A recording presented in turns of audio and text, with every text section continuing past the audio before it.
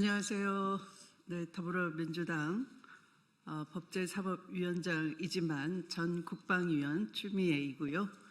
또 국방위에서 내란을 규명하는 데 가장 큰 활약을 해주신 박선은 국방위원님과 함께 왔습니다. 오늘은 방첩사 블랙리스트 관련해서 말씀드리도록 하겠습니다. 시작하겠습니다. 방첩사 블랙리스트 제2차 종합특검을 통해서 낱낱이 밝혀야 할 것입니다. 그동안 소문으로만 무성했던 방첩사 블랙리스트 문건을 공개합니다. 소위 최강욱 블랙리스트라고 불리는 군 법무병과 관련 참고 보고 문건입니다. 군 관계자에 의하면 여인형 방첩사령관 시절인 2023년 11월부터 2024년 11월까지, 그러니까 내란 준비 기간이었다고 할 수 있죠. 1년간 내란 준비하는 그 시기에 총 700건이 넘는 방첩사 블랙리스트를 작성했다는 것입니다. 이 문건들을 김용현 전 경호처장과 용산 대통령실에 꾸준히 보고를 해왔고 또 지침도 받았다고 합니다. 방첩사 블랙리스트는 지난 1년간 공수처, 특검, 국수본에서 수사를 했으나 어떤 이유에서인지 공개를 하지 않았습니다. 왜 공개를 하지 않았는지도 2차 특검을 통해서 낱낱이 밝혀져야 할 것입니다.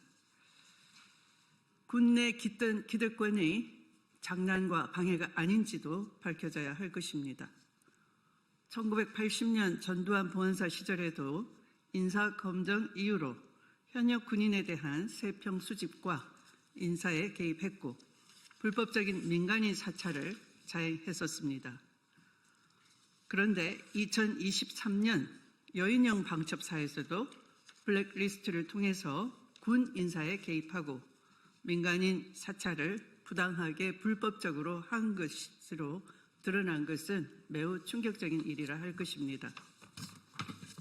여인형 방첩사는 방첩사 인원뿐만 아니라 일반 군인에 대해 문재인 전 대통령 측, 호남 출신, 민주당 성향 이렇게 세 가지 지표를 두고 이를 기준으로 목록을 정리하는 블랙리스트도 작성했다고 합니다. 하나 예를 들면 A 대령은 업무 능력이 뛰어난 것으로 평소 잘 알려져 있지만 문재인 정부 행정관 재직이라는 이유로 진급이 제한되어 왔다는 식입니다. 블랙리스트를 작성한 곳은 방첩사 신원보안실이었습니다. 방첩사 내부 인원에 대한 정보 수집 권한 기능이 없음에도 불구하고 현역 군인을 포함해 민간인에 대한 이런 불법적인 문건을 수백 건 작성하고 용산 대통령실에 보고를 했다는 것입니다.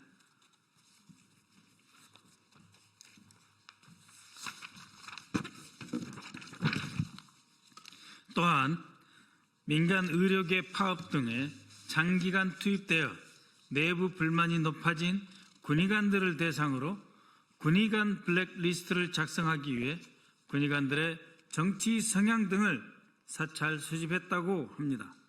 그 외에도 전현직 장군 블랙리스트, 여인형 육군총장 계획안, 방첩사, 사이버사, 정보사 등 군 정보기관의 사이버 정찰 문건, 국방부 출입기자단 성향 분석 문건, 광주 또는 순천 등 호남 지역의 특정 고등학교 출신 현역 군인 목록도 작성해서 보고했다고 합니다.